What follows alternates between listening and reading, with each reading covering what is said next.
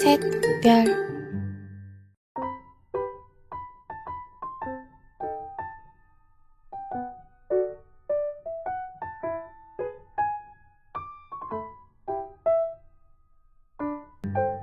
Bismillahirrahmanirrahim. Assalamualaikum warahmatullahi wabarakatuh.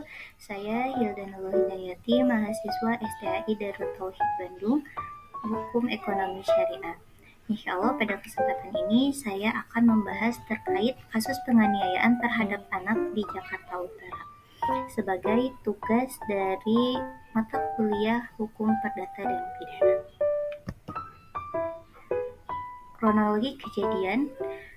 Kronologi kejadian pada kasus ini bermula dari seorang anak perempuan berusia 4 tahun berinisial ML dan adiknya berusia 3 tahun ditemukan warga dalam kondisi memprihatinkan di rumah kawasan Teluk Gong, Pejaringan, Jakarta Utara. Balita tersebut diduga dianiaya dan dikurung oleh pacar ibunya berinisial EC, 28 tahun. Pada mulanya warga mendengar tangisan dari dalam rumah tersebut, lalu mendobrak kamar dan menemukan ML serta adiknya dalam keadaan lebam di mata kiri, duduk sendirian di atas kasur dalam ruangan yang pencahayaan yang kurang.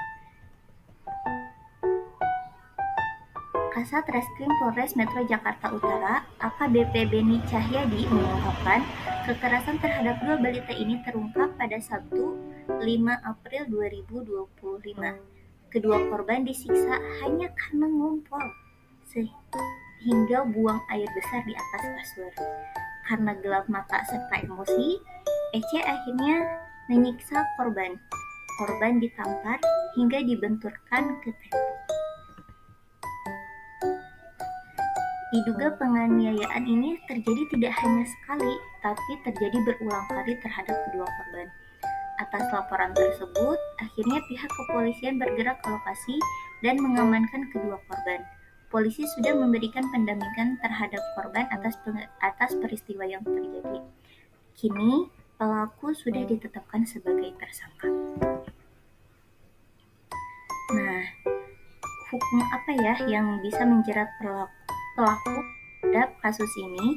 Berdasarkan kronologi yang sudah disampaikan sebelumnya, pelaku ditetapkan sebagai tersangka dengan pasal berlapis dan terancam hukuman selama 5 tahun penjara.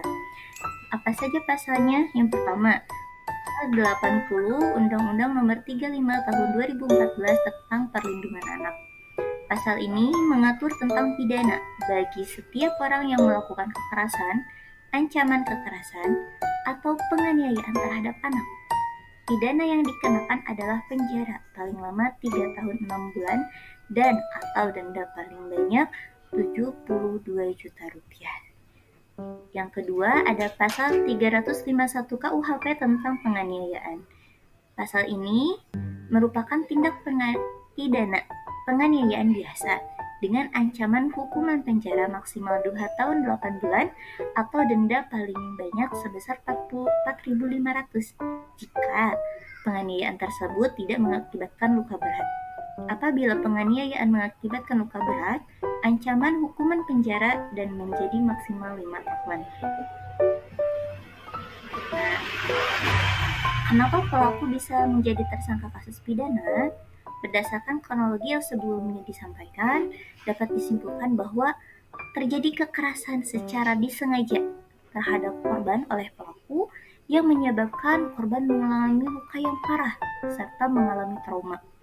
Yang kedua, efek dari kekerasan yang dilakukan oleh pelaku menimbulkan luka berat terhadap korban sehingga korban memerlukan penanganan yang intensif serta pemulihan psikis akibat trauma yang dialaminya. Nah, kesimpulannya bahwa tindakan yang dilakukan oleh EC terhadap kedua balita tersebut merupakan suatu tindak pidana berupa kekerasan dan penganiayaan terhadap anak, sehingga EC dihukumi hukuman berlapis tentang pasal pelindungan anak serta pasal 351 terkait penganiayaan. Terima kasih atas perhatiannya. Mohon maaf apabila banyak kesalahan. Billahi taufiq wal hidayah. Wassalamualaikum warahmatullahi wabarakatuh.